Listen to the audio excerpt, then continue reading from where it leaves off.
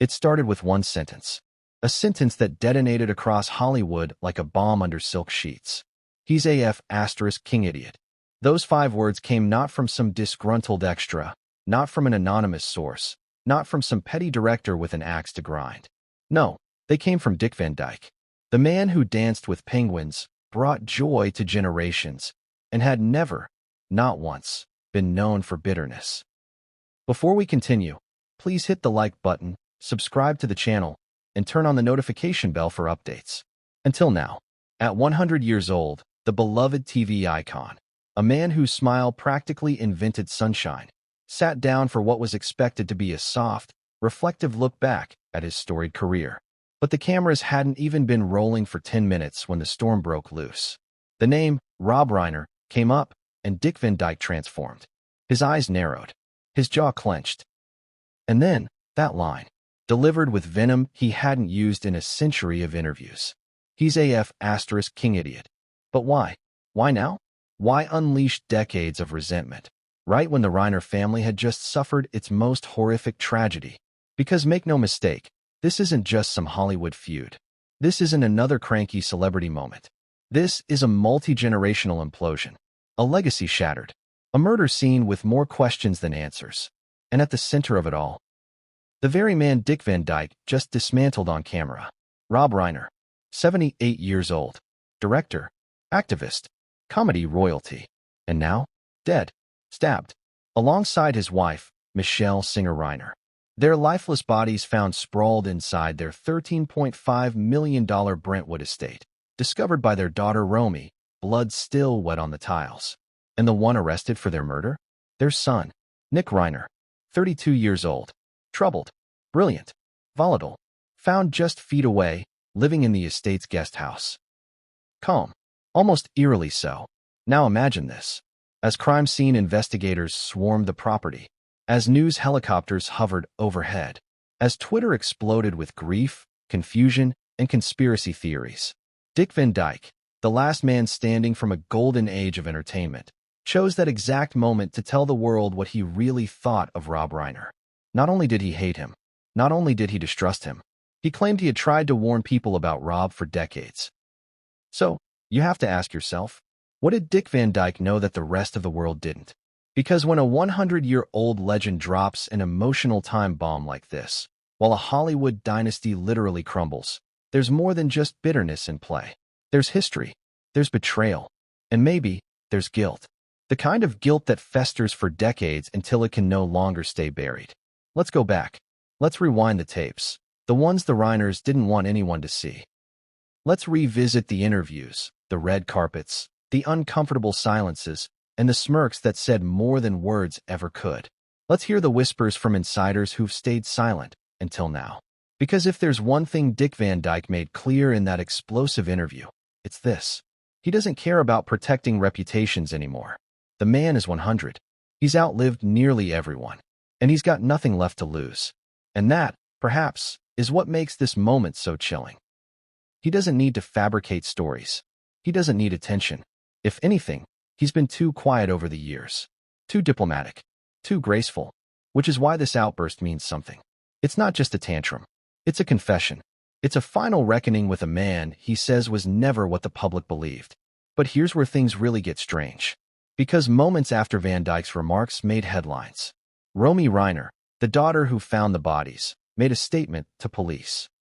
A statement that sent chills through investigators. She told them that someone in her family was dangerous, that this person should have been watched more closely, that this person was absolutely capable of violence. And no, she wasn't talking about her brother Nick. She was talking about someone else. Someone manipulative. Someone controlling. Someone who should have been stopped years ago. So who was she talking about? Was it Rob himself? Was it her mother? Or was there another name that police didn't release? Now, combine that with the shocking detail from the Reiners' estate staff, claims that one wing of the house was off-limits, even to family. That strange late-night arguments were common. That Rob had started becoming paranoid in his final years, installing extra locks, and asking his son Nick to watch over the cameras. What was he afraid of? And how does this all connect to Dick Van Dyke's eruption? Because here's the wildest part of all. Dick Van Dyke had actually visited that house. Twice. Once in the early 2000s. And once just 2 years ago. And according to a source close to the actor, he left both times in a rage. Refused to shake Rob's hand. Told his driver, quote, "Something's not right in that house. There's something sick happening there." At the time, people dismissed it. They chalked it up to age, to frustration. After all, Dick Van Dyke was an icon of joy. Maybe he just wasn't used to Rob's intensity. But now it feels like a warning we all ignored. And the question becomes, what did Dick see? Because no one, and I mean no one, has ever dared say publicly what Dick Van Dyke just did. Hollywood doesn't work that way. There's too much money, too many reputations, too many secrets buried under Walk of Fame stars. But this story, this one is different. This one has a dead director, a confession from a centenarian icon, a daughter who won't stop talking, and a son in handcuffs who hasn't said a word. Not yet. And if you think this is just another celebrity scandal, you're not ready for what comes next. Because we've only scratched the surface of this twisted Hollywood horror. We haven't even touched the diary found in Nick's room, or the missing footage from the estate's security system, or the email from Rob Reiner to a powerful producer, sent just 12 hours before he was killed. So buckle up, because the house of Reiner is collapsing brick by brick. And Dick Van Dyke just lit the match. But what comes next will make everything you've just heard sound tame. And no one, not even the cops, saw it coming.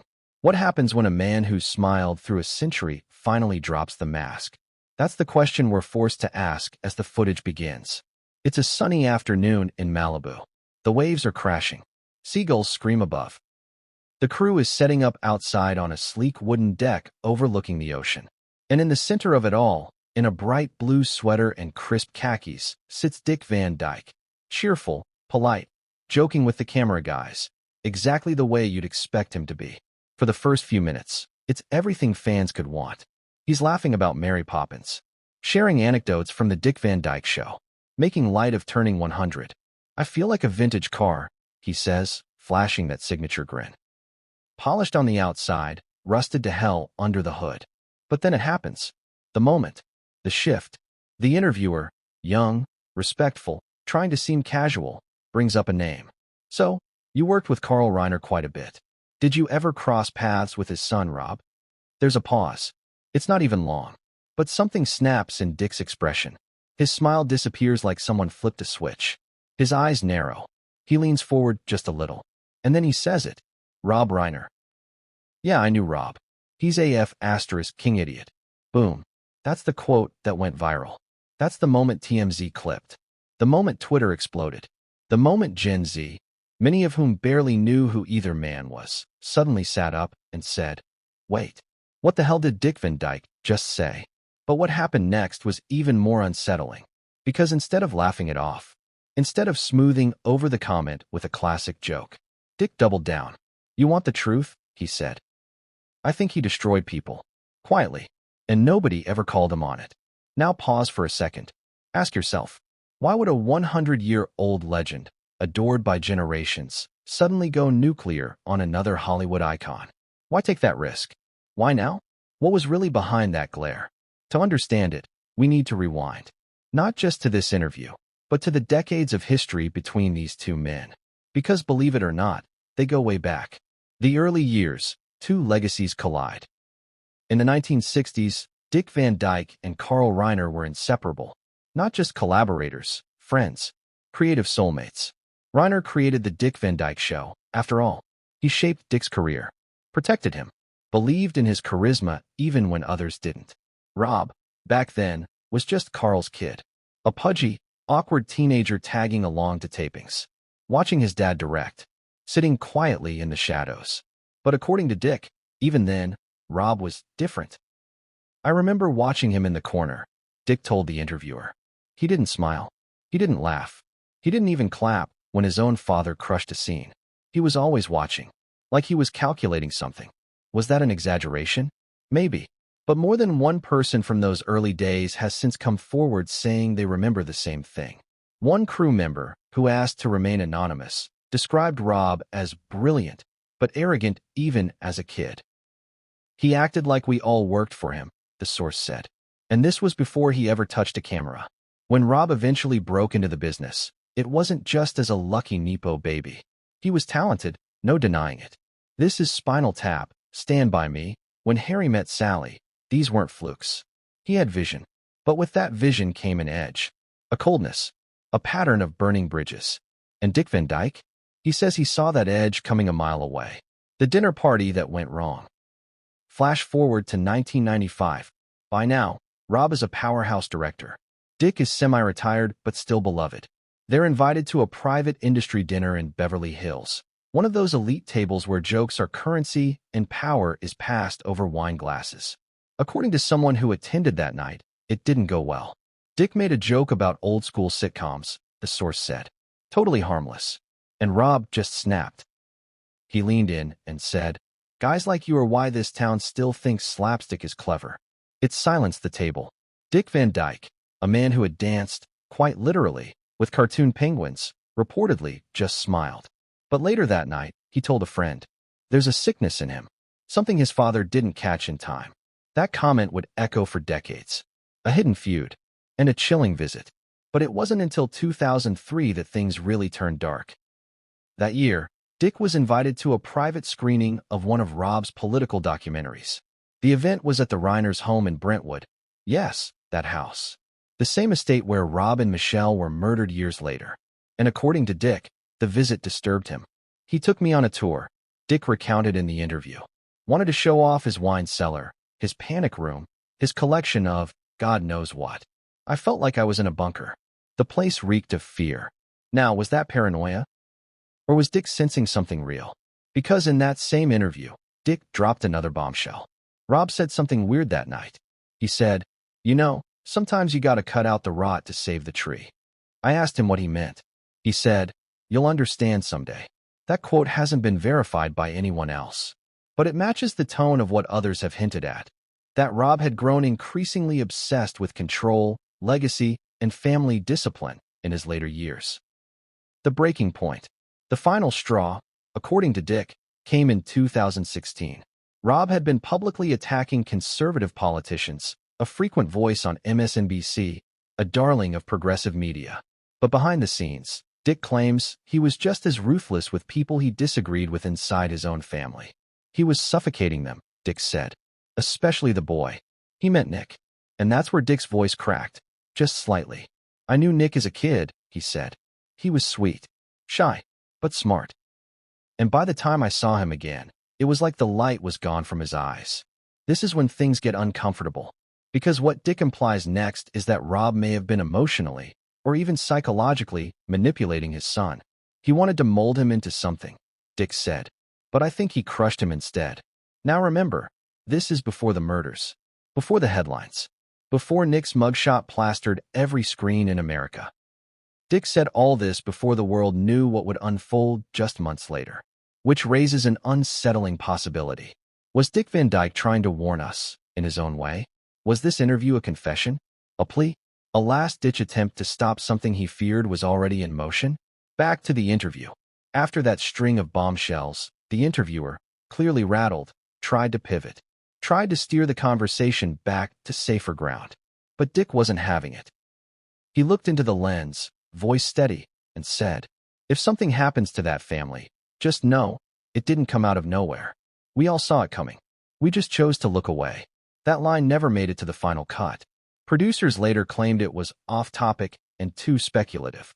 But a leaked rough version of the footage contains it, raw, unedited, chilling.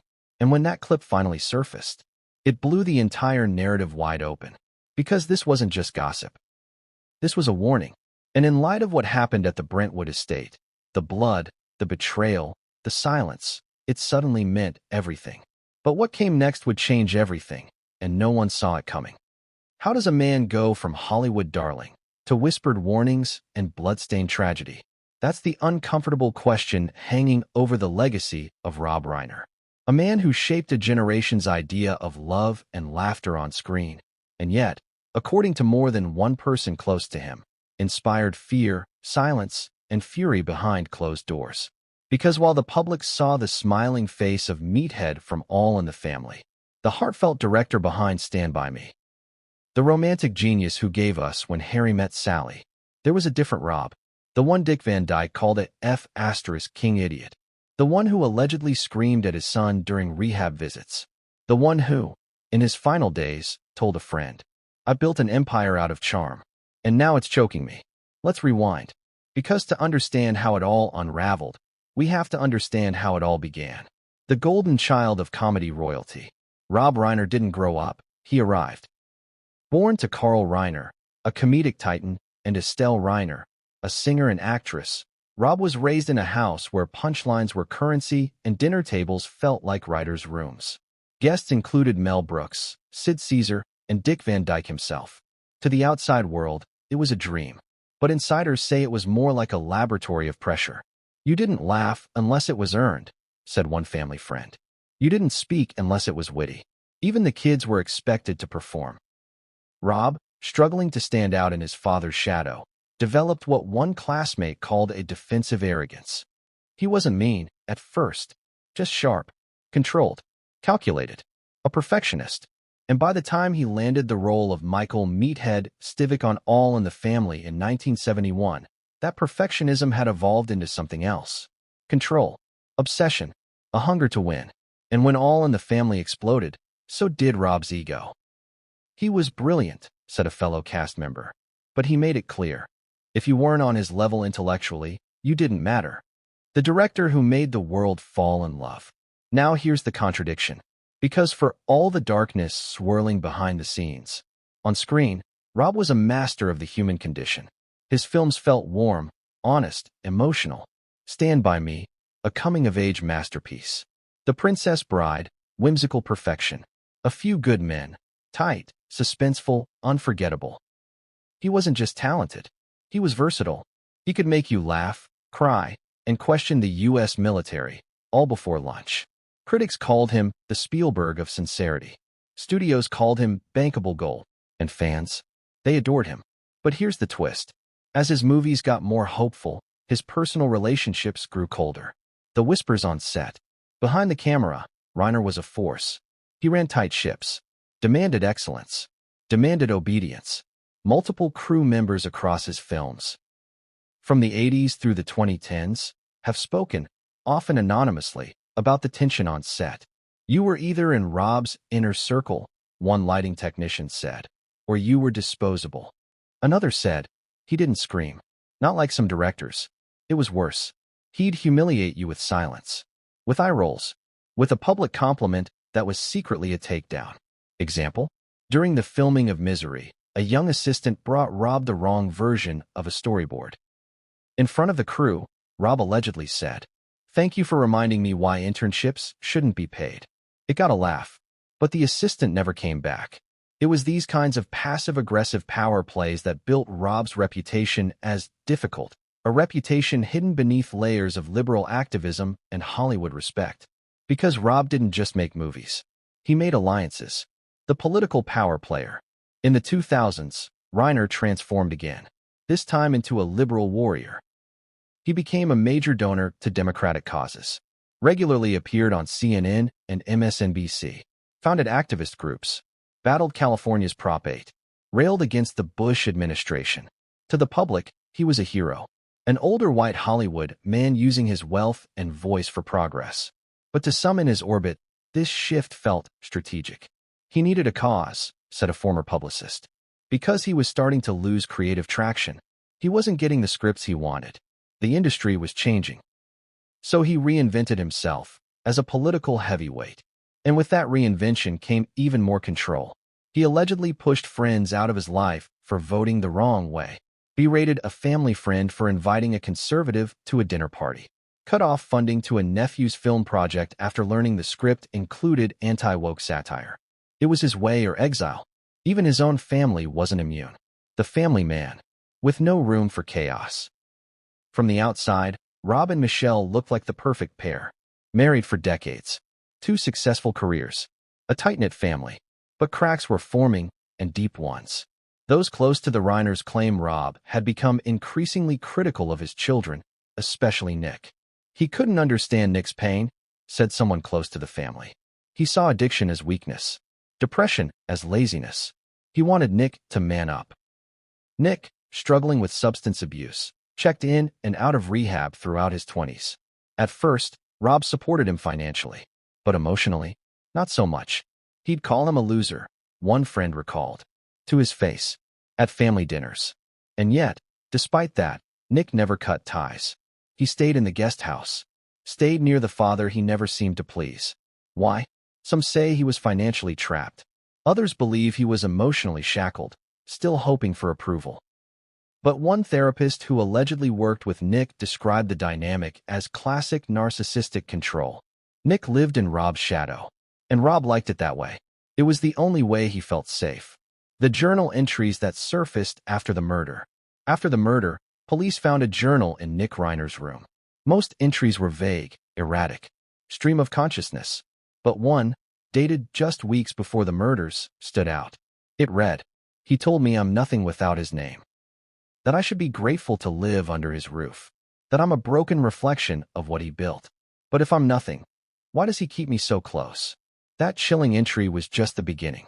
Investigators also found pages referencing arguments, sleepless nights, and even one bizarre note. The house has rooms even he doesn't go into anymore. What did that mean? Was it metaphor? Was it real? Either way, it fed the growing theory that something rotten festered inside the Reiner home. And that Rob, for all his brilliance and progressivism, had become the tyrant of his own kingdom, the nightmare behind the public smile. After his death, fans mourned. Celebrities posted tributes. Old clips from All in the Family and The Princess Bride resurfaced. But beneath that nostalgia, something else began to simmer. A picture of a man who had become unrecognizable to those who once adored him. Not evil, not a monster, but a man consumed by legacy, by image, by a desperate need to be remembered well. And maybe, just maybe, that need destroyed the very people he was trying to impress. His wife, his son, his daughter. And if you believe Dick Van Dyke, Rob Reiner himself was the fuse that lit the powder keg. Because what comes next isn't just about ego. It's about what happens when a man builds a prison out of fame and locks his family inside it. And the first to hear the screaming was Romy Reiner. But what she saw would unravel everything. What do you see when you pull up to a $13.5 million mansion in Brentwood? For most, it's the dream. Sprawling green lawns, towering palms, high hedges shielding it from the world. A symbol of old money privacy tucked away in one of Los Angeles's most exclusive neighborhoods. But to Romy Reiner, the 27-year-old daughter who stumbled upon her parents' lifeless bodies, it wasn't just a house. It was a prison, a labyrinth, a ticking time bomb that had been counting down for years. Because inside that estate, behind the custom iron gates and perfectly staged interiors, something sinister had been building. And those who visited often left feeling off, like something was hiding in the walls. And some claimed it literally was. A house too big for comfort. The Reiner estate was massive, over 12,000 square feet, 6 bedrooms, 8 bathrooms, a home theater, library, wine cellar, pool, tennis court, a detached guest house where Nick Reiner lived. But it wasn't the size that disturbed people. It was the silence. You'd expect a house that size to be full of laughter, music, something, said one former housekeeper. But there was none, just cold, echoing silence. Like even the walls were afraid to make noise. Another staff member described the lighting as dim, deliberately so. They had all these blackout curtains, always drawn. It felt like a bunker, not a home. According to contractors who worked on renovations over the years, Rob Reiner had become increasingly obsessed with privacy and isolation. He had us install a second security system, not just cameras, but reinforced locks on the interior rooms, one contractor revealed. We built a hidden panic room behind a bookshelf. Soundproofed. Reinforced steel. But here's the twist. Michelle Reiner hated it. She wanted sunlight. Music. Guests, the contractor said. But Rob kept building walls. The room no one could enter. In interviews after the murders, Romy told police something chilling. There was one room we weren't allowed in, she reportedly said, even when Dad wasn't home. The room, according to floor plans leaked by a real estate agent, wasn't even listed as a bedroom. It was described simply as storage, East Wing. But Romy called it the dark room. She claims her father installed biometric locks, that he'd disappear into it for hours. sometimes days. Once, when I was 19, she said, I tried to get in. I just wanted a phone charger. The door was unlocked. What she says she saw? Books. Hundreds of them. Stacks everywhere. Surveillance monitors. Not just of the house, but allegedly of his kids. He had a camera on the guest house. One in the garage. Even one in the tree house we had as kids. She says when her father found out she'd entered the room, he didn't yell. He just stood there, quiet, cold, and said, that part of the house isn't yours. Never has been. Never will be. She never went back in. Nick's world, the guest house trap. Let's talk about the guest house. By all accounts, it was a beautiful structure. 2 stories, modern kitchen, full bath, private entrance. Technically, Nick had independence, but those close to him say it was anything but freedom. It was more like a watchtower, said one friend. He wasn't living there by choice. He was placed there, out of the way, but still within view. In fact, a former neighbor claims Nick once told him, it's like being a ghost in your own family. I'm here, but no one really sees me. Worse, the guest house had mirrored windows, which from the outside reflected sunlight, but from the inside, gave a direct line of sight to the main house's eastern wing, specifically to the dark room. Coincidence? Some don't think so. Signs of obsession. There's a pattern here. One that paints Rob Reiner as more than just a control freak, more than a protective father, more than a Hollywood power player. Multiple staffers, neighbors, and even former friends described the same thing. A man who was slowly withdrawing from reality. He had a map of the property framed in his office, one landscaper said, with little markers, like military strategy points. He'd make notes, move markers, mark zones. He was obsessed with vulnerability points, the landscaper said. The word exposure was everywhere. This was a man who made a career out of exposing truths through film, but in his private life, he was building a fortress. And fortresses aren't built for comfort. They're built for sieges. Strange occurrences before the murder. In the 6 months leading up to the murders, several strange things reportedly happened at the estate. Delivery drivers claimed they were told to drop packages at the gate and not ring the bell. A neighbor's dog, which used to run through the Reiner yard, was found injured, caught in wire that hadn't been there before. Michelle, according to a friend, confided that she no longer felt like the house was hers. Romy once claimed she heard a voice screaming, but not human, from the East Wing at 2 a.m. And perhaps most disturbingly, Nick Reiner stopped leaving the guest house. Completely. For 3 weeks. Groceries were delivered. Trash was removed by housekeepers. But he didn't go outside. Not once. And then, suddenly, he did. And within days, his parents were dead. The layout that raises questions. The police report noted something odd about the crime scene. There was no sign of forced entry, no shattered glass, no pried doors, no alarms triggered, which leads to a disturbing possibility. Did Nick have access to the main house, even after years of being confined to the guest house? And if so, why didn't anyone stop him? But here's where things take a darker turn. Because according to a leaked preliminary autopsy report, Rob and Michelle were not killed in the same room. Michelle was found in the library, slumped against a bookcase, defensive wounds on her arms. Rob was found in the dark room, alone, face down on the floor, surrounded by his own journals, blood on his hands, a look of, and this was the word used in the coroner's notes, bewilderment. The police photos they won't release. When Romy called 911, she allegedly told dispatch something strange. I think it was someone we know, someone Dad was afraid of, but he never said who. She didn't name Nick directly, at least not at first. She described the scene as surgical, targeted, not random. But here's what's truly haunting. One police source, speaking under condition of anonymity, described the photos of the darkroom. There were photos, he said, printed ones, laid out in a grid, faces scratched out. Some of the family, some we didn't recognize.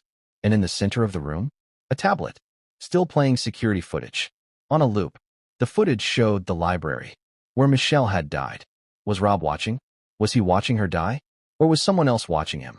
What was the Reiner house really hiding? It's easy to romanticize celebrity homes, to assume marble floors and manicured gardens mean peace. But Brentwood isn't just luxury. It's a facade, a place where image is everything. And secrets are easier to bury when the hedges are 12 feet high. The Reiner estate, once the pride of Rob's legacy, now feels like a crime scene of the soul. Every room tells a different story. The kitchen where family meals turned cold. The theater where no one watched films together anymore. The guest house where a son waited, twisted in silence. The dark room, a sanctuary turned tomb. And at the center of it all, a man who tried to build a palace of control, only to be destroyed by the very thing he couldn't control, his own blood. But if Rob was the fortress builder, and Nick was the prisoner, then what role did Romy play? Because she didn't just find the bodies. She found something else that day. Something hidden. Something dangerous. And something she refused to hand over to the police. What turns a son into a suspect? That's the question swirling like smoke around Nick Reiner. Once the golden boy of a Hollywood dynasty, now the accused killer of both his parents. A name once quietly whispered in industry circles as brilliant but troubled, now splashed across headlines as Hollywood's darkest secret. But the truth? It didn't start with blood. It started with expectations, with pressure, with a childhood buried under legacy, ego, and the unbearable weight of being a Reiner. Because Nick Reiner wasn't just anyone's son. He was the heir to two empires, the legacy of Carl Reiner, comedic godfather, and Rob Reiner, cultural kingmaker. But what no one asked was, did Nick ever want any of it? Born into a cage. From the moment he was born, Nick was in the spotlight, whether he liked it or not. Photos of baby Nick in Rob's arms at film premieres. Family Christmas cards distributed through agents. A nursery designed by a famous production designer. Nothing about his childhood was normal, not even his crib. It was like being raised on set, a former nanny revealed. Cameras, schedules, expectations. Rob wanted his son to be extraordinary from day one. By age 6, Nick was already in acting classes. By 9, he was writing scripts for short films he was forced to perform for guests. They weren't fun, said a family friend. They were dark, morbid. But Rob would just laugh and say, "That's my boy." Behind the laughter, there was something else, something colder. Because even as a child, Nick began exhibiting signs of emotional distress. And no one, not his teachers, not his family, not even his therapist, seemed willing to address it seriously. Why? Because in a family like the Reiners, image came first. The first breakdown. Nick was 13 the first time he was hospitalized for a mental health crisis. A nervous collapse, the tabloids called it. What actually happened? He locked himself in his bedroom for 36 hours. Didn't eat, didn't sleep, covered the windows with blackout cloth, left cryptic notes under the door. One of them read, "They keep telling me I'm lucky, but I feel like I'm drowning in someone else's dream." After that, he was sent to a high-end treatment center in Arizona. Rob visited once. Michelle visited twice. Dick Van Dyke, strangely enough, visited 3 times. They connected, a nurse at the center recalled. Dick just sat with him, didn't push. He was the only one who didn't try to fix him. But when Nick returned home, nothing had changed. The invisible son. Nick once told a close friend, "They built a career on storytelling, but they never let me tell my own." And that was the theme of his adolescence. Invisible. He stopped attending industry events. Wasn't included in family photo spreads. Became the other Reiner. But behind the scenes, he was watching, reading, writing, obsessively. By the time he was 19, he'd written over 40 scripts, none produced. By 21, he had a brief stint as a script consultant. By 23, he checked into rehab again, this time for a heroin addiction. And still silence. No press statements. No interviews. Just whispered rumors of another Reiner tragedy being buried beneath a pile of NDAs. But inside the Reiner estate, the pressure was boiling. The night he called 911. This part of the story was almost lost, buried beneath the more recent, horrific headlines. But 3 years before the murders, Nick Reiner made a 911 call that stunned even the dispatcher. Here's what he reportedly said. "I think my parents are going to kill each other, and I think they want me to watch." The call was brief, disjointed, possibly drug-influenced. Police arrived. No arrests were made. Rob later claimed it was a misunderstanding, blown out of proportion by addiction. But Romy told a different story to a family friend. That night was bad. Dad smashed a chair. Mom locked herself in the bathroom. Nick was screaming, but it wasn't rage, it was fear. After that night, Nick disappeared for 6 months. He wasn't seen publicly. His phone was disconnected. Some speculated he'd gone back to rehab.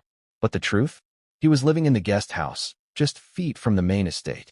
Totally isolated. Monitored. Controlled. The failed Netflix deal. In 2022, Nick Reiner was reportedly in talks with Netflix to develop a limited series based on his own life. Working title: The Boy in the Guest House. According to insiders, it was raw, brutal, and deeply personal. The story of a Hollywood son whose father saw him as a liability. A mother who turned a blind eye. A sister who tried to help and got shut out. But before the deal could move forward, something happened. Rob intervened. He was furious, said one producer. Told Netflix that if they touched it, he'd pull all future collaborations. The project was killed in days. And Nick? He spiraled. Back to drinking. Back to paranoia. Back to writing darker and darker things in his private journals. The journal entries before the murders. In one entry, dated just 2 weeks before the murders, Nick wrote, "They say blood is thicker than water. But in this house, blood is just something you mop off the floor." Another, "I keep waiting for someone to see me. Not the version of me in their head. Just me. But maybe that person doesn't exist anymore." And finally, the most haunting one. "If they die, will I finally be free? Or will I just be the last ghost in this house?" Genius? Addict? Both. So who is Nick Reiner? A victim of intergenerational trauma? A brilliant mind twisted by pressure and silence? Or a violent, calculating killer who turned on the very people who gave him everything? Or, and this is the hard part, is he all of it? Because genius and madness often live side by side. Because addiction doesn't cancel out brilliance. And pain doesn't always excuse bloodshed. But here's the strangest part. Even after his arrest, Nick has refused to speak. No public statements. No press releases. No tearful courtroom confessions. Just silence. As if he's letting the world write his story one more time. But there's one person who claims to have heard him speak in the hours after the murders. One person who saw something none of us were supposed to see. Romy. And the photo she took, the one police allegedly tried to make her delete, might just unravel everything we think we know. How does a family dinner end in blood? That's the question every detective, neighbor, and fan has been asking since the brutal murder of Rob and Michelle Reiner. A couple whose lives were wrapped in Hollywood glitz, now unwrapped with horrifying violence. The official statement was sterile. Robert Reiner, 78, and Michelle Singer Reiner, 70, were found deceased at their Brentwood home. Their son, Nicholas Reiner, 32, has been taken into custody and charged with 2 counts of first-degree murder. But behind that short paragraph, a night so chilling, so chaotic, and so eerily methodical that even seasoned investigators whispered one phrase. It felt rehearsed. This wasn't a random outburst. It wasn't spontaneous violence. It was a crescendo. The final, brutal note of a song that had been playing silently in the Reiner home for years. And it all began with a text. 5:07 p.m., the invite. According to Romy's statement to police, the evening was supposed to be low-key. A family dinner. Just the 4 of them. Rob, Michelle, Nick, Romy. Romy said she got a text from her mother at 5:07 p.m. "Dad wants you here at 7. Nick's cooking. Be brave." XO. The double question marks. The be brave. It already smelled off. Later, Romy told investigators, "Mom never joked about Nick cooking. She never said be brave about anything. I think she was scared." But still, Romy showed up. She had no idea what she was walking into. 6:30 p.m., strangeness in the guest house. Surveillance footage from a nearby home, not the Reiner estate, which had mysteriously lost power that night, showed a flicker of movement near the guest house door around 6:30 p.m. Nick steps out. He's wearing black. Head to toe.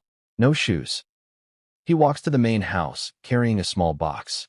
Police haven't confirmed what was inside, but rumors suggest it contained family letters. Old photographs. Some believe it may have held a weapon. Then, Nick disappears into the house. He won't be seen alive again on any external camera. 7 p.m., dinner starts. Unevenly. Romy arrives. She parks by the side gate, texts Michelle. "Here." No answer. She walks around back and enters through the kitchen. She describes the lights as dim.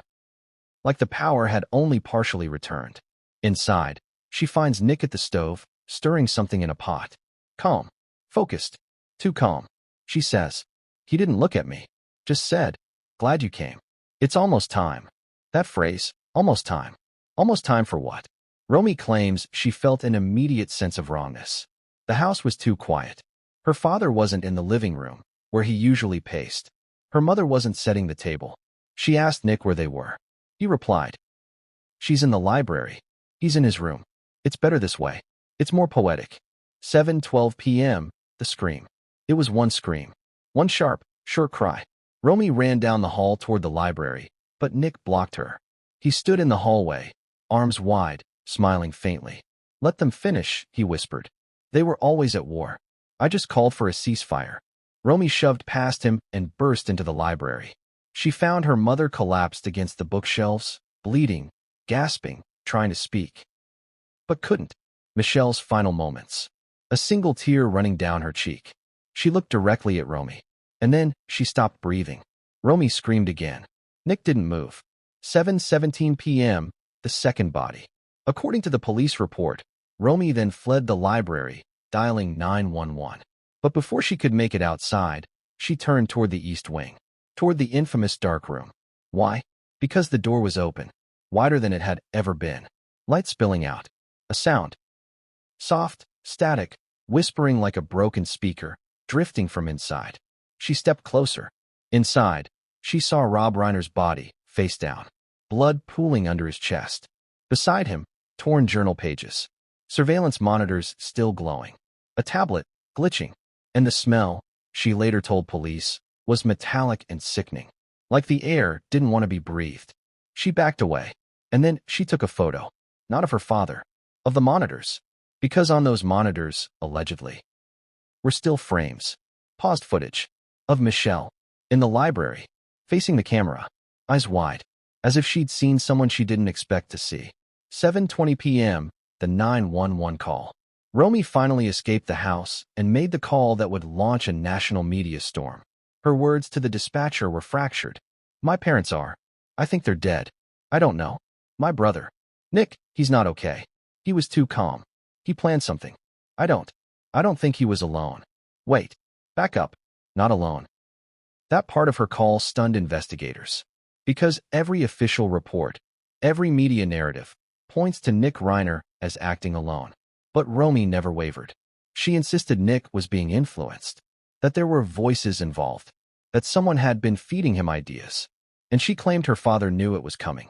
The tablet with the last message. Police found a tablet next to Rob's body. On it, an open file. A note. Unsent. Typed but not emailed. The message was short. Just 7 lines.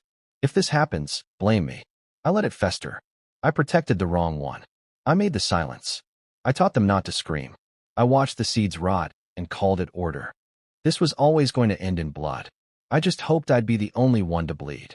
Was this a suicide note? A confession? A last-minute attempt at redemption? We still don't know. But it adds yet another question. Was Rob Reiner trying to stop his own son, or was he resigned to the fallout? The aftermath. Nick was found calmly sitting on the guest house couch. Hands clean. Clothes changed. Hair wet. He'd showered. He didn't resist arrest. Didn't ask for a lawyer. When asked where his parents were, he reportedly said, "Back where they started." And when asked why he did it, he smiled and said, "They'll understand someday." Unanswered questions. The evidence is damning. But it's not complete. Why did the house's main security system fail that night? Why was the panic room untouched? Why did Michelle send a cryptic text hours before her death? And most of all, who, if anyone, was influencing Nick? Because Romy insists her brother was not alone in his mind. She described it like this. It was like he had someone whispering in his ear. Someone we couldn't see. Was it delusion? Paranoia? Or had Nick been manipulated by someone else? We may never know the full truth. But what we do know is this. That night didn't just take 2 lives. It shattered a legacy. It exposed a family's darkest secrets.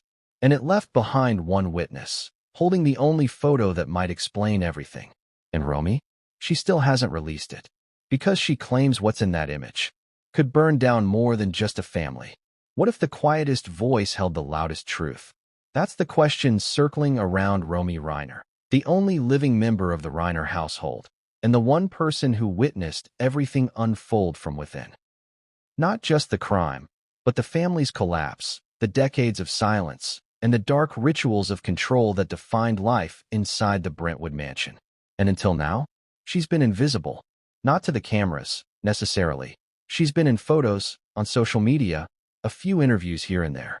But to the narrative? Totally erased. Because in a household consumed by the tension between Rob and Nick, Romy was something else entirely. The bystander. The chronicler. And maybe, just maybe, the only one who truly understood what the Reiner name was hiding. The shadow of her last name. Romy was born in 1997, the second child of Rob and Michelle Reiner. And from the beginning, the comparison was obvious. Nick was the artist, the firecracker, the golden son. Romy was the afterthought, smart, polite, quiet. Rob reportedly once told a producer on set, "Romy's great. Low maintenance. Like her mother." At first glance, that sounds sweet. But to those close to the family, it revealed something deeper. Romy didn't cause problems, so she was ignored. She was the glue, a longtime family assistant said. She ran interference between Nick and Rob, between her mom and the staff, even between guests. Always smoothing things over. Always quiet. Always diplomatic. Never loud enough to be feared. Never chaotic enough to be noticed. But that invisibility gave her an advantage. She saw everything. The invisible archivist. Friends say Romy had one strange habit. She recorded things. Not publicly. Not for clout. Privately. On a cracked iPhone 8 that she kept charged but never updated. She would record conversations. Fights. Even monologues whispered through the walls.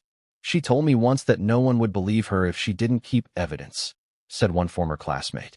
At the time, I thought she was paranoid. Now, I'm not so sure. After the murder, police found over 150 audio files saved on that phone.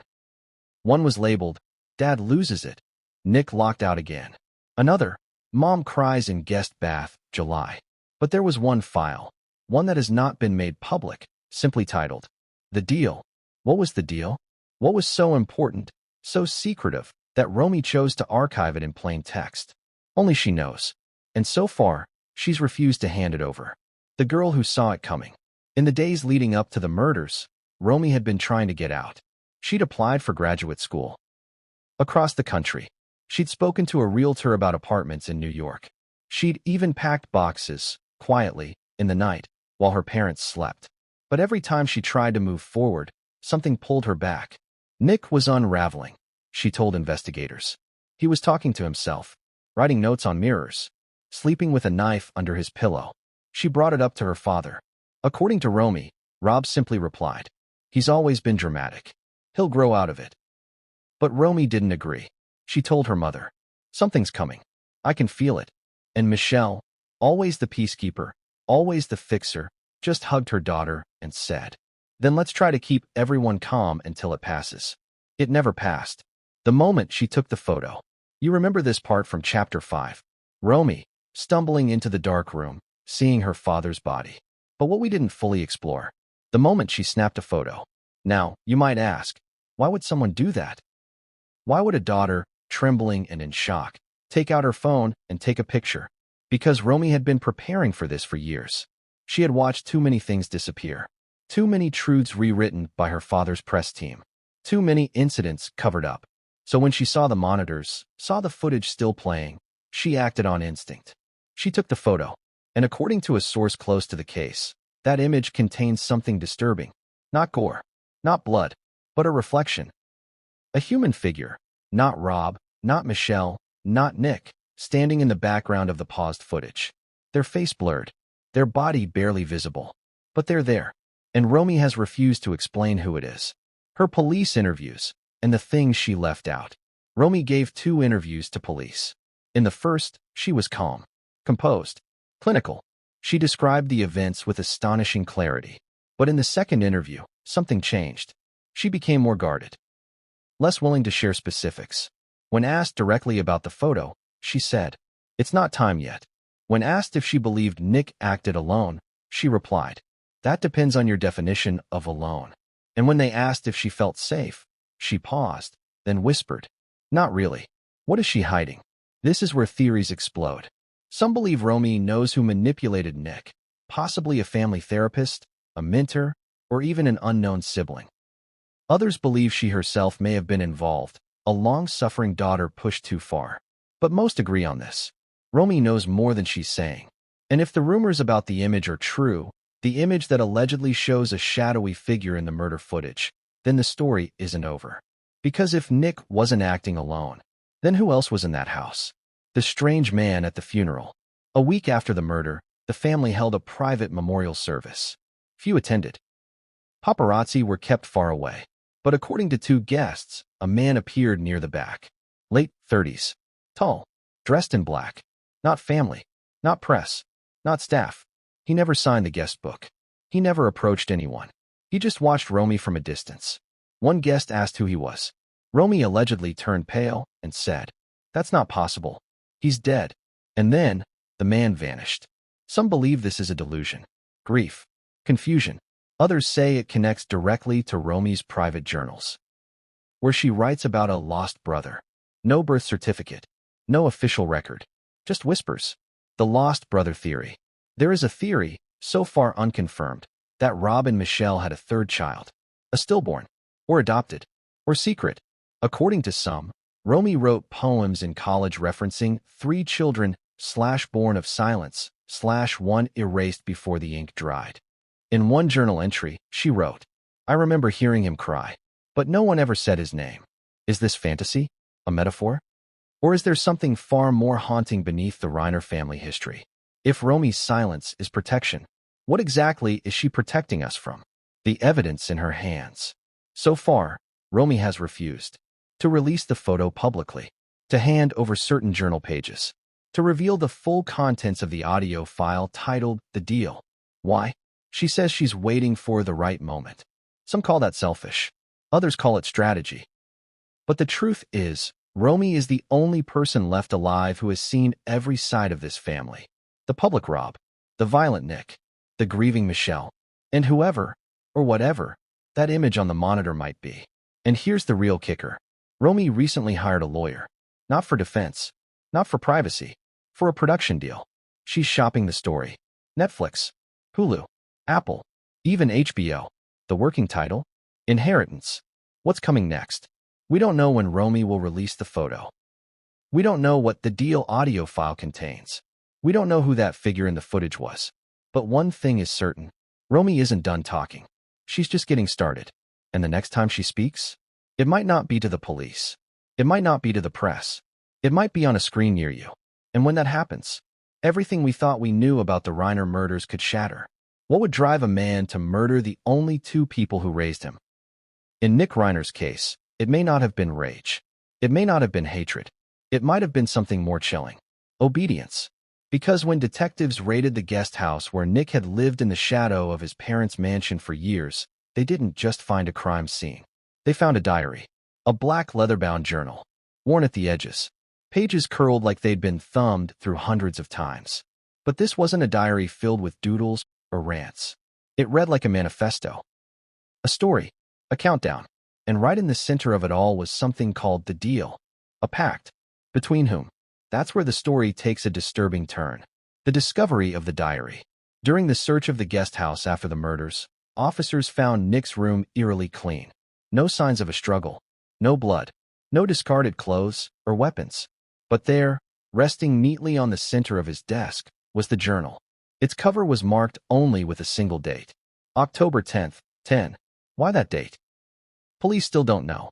But according to a forensic linguist who reviewed the writing, that entry marked a psychological shift. It's when the voice changes, the expert said. From reflective to resolved. From victimized to vengeful. From that date forward, Nick's entries became darker, more structured, like he was preparing a script. Selected excerpts, revealed but not released. Though the full journal has been sealed as evidence, several excerpts have been leaked through anonymous insiders close to the investigation. Let's break them down. Entry. October 10th, 2010. He told me, I don't know pain. He told me, I don't know legacy. He told me, I should be grateful. So I asked him, what should I do with this gratitude? He said, turn it into something useful. That's when I knew I was going to burn it all down. Entry. December 12th, 2012, titled Inheritance. She said I wasn't planned, that I was her way of giving him something to hold on to. But he never held on. He just observed. Me, her, Romy, the world. He doesn't love. He curates. Entry, April 9th, 2017. The first time the deal is mentioned. She came to me in the darkroom, told me we were both prisoners, said he'd built the house to keep us. Then she said, there's a way out, but you have to take the first step. I thought it was a dream, but when I woke up, the closet door was open. And inside, the first page of the deal. Who is she? Investigators originally assumed she referred to Michelle Reiner. But Romy, in a rare private comment, allegedly told a detective he wasn't writing about Mom. He was writing about someone else, someone he claimed lived in the walls. This revelation launched a new wave of speculation. Was Nick hallucinating? Was he experiencing paranoid delusions? Or, as some dark theories suggest, was someone actually guiding him? Because if we take his writings literally, then Nick believed the deal wasn't just a fantasy. It was a contract, with terms, with consequences, with a deadline. The terms of the deal, according to the diary. 3 core rules appear throughout Nick's writings. 1 must be sacrificed so 2 can be free. The house must be sealed before the blood flows. The ghost must be acknowledged, or it will choose for you. Some say these were metaphorical. Others, especially those who believe in the third Reiner child theory, think they were deadly literal. Because if you interpret these lines as instructions, they eerily match the sequence of events from the night of the murders. Rob and Michelle killed in separate rooms, one sacrificed first. The estate's security systems mysteriously offline, a form of sealing the house. And Romy? The only one who's acknowledged the ghost in her interviews. Is this just coincidence? Or was Nick following a script he believed had supernatural power? The deal, audio file on Romy's phone. Now, remember Chapter 6? Romy's infamous audio archive. One file remains unreleased. The deal. According to someone who claims to have heard it, the recording is not of Nick. It's of Rob. A whispered monologue, possibly recorded through a vent or wall. Here's what the source says Rob says on the tape. They think I don't see it, but it's there, watching him. I thought I could contain it, but it's feeding on him now. And if it breaks him, it's going to break everything. Who, or what, was Rob referring to? Was it Nick's mental illness? A metaphor for trauma? Or something far more sinister? A note hidden in Michelle's book. After the murders, investigators searched Michelle Reiner's personal library. Tucked inside a worn copy of Wuthering Heights was a note in her handwriting. It read, "If he does what I think he's going to do, don't just blame him. Blame the silence. Blame the power that kept the truth buried. And above all, blame me for not leaving." It was signed simply, M. This note was never made public. Until now. Was this a confession? Or a curse? When pieced together, the diary, the audio, and the hidden note paint a picture that's hard to ignore. Something was building. A pressure. A plan. A promise. Nick believed he was bound to it. Michelle feared it. Rob tried to control it. Romy tried to document it. And when the pressure finally snapped, the deal was fulfilled. The ending pages of Nick's diary. The final entry, written in frantic, looping script, is dated the morning of the murders. It's tonight. The storm is here. I've turned the lock. The blood will speak. And in the silence, I'll finally hear the truth. If this doesn't work, then nothing ever did. No one knows what that last line means. But one thing is clear. Nick Reiner believed what he was doing wasn't murder. He believed it was release. Where is the diary now? The LAPD has sealed it as evidence. But leaks continue. More pages are expected to emerge during the trial. And if even half of what's inside is real, then this isn't just a true crime story. It's a psychological horror buried in privilege, perfection, and pain. Because the deal wasn't just Nick's journal. It was the last will and testament of a broken family. And as Romy prepares to go public, with her photo, her audio files, and her story, there's only one question left. Will the truth set her free, or destroy her too? Can a ghost haunt a family without ever leaving a footprint? In the unraveling tragedy of the Reiner family, there's a name that keeps returning like an echo, never accused, never present, but always there. Carl Reiner, the father, the originator, the one whose laugh built a generation of joy, and whose silence may have built a legacy of rot. He passed away in 2020, surrounded by love, tributes, and reverence. To the world, he was the embodiment of comedic genius, the warm heart of old-school Hollywood.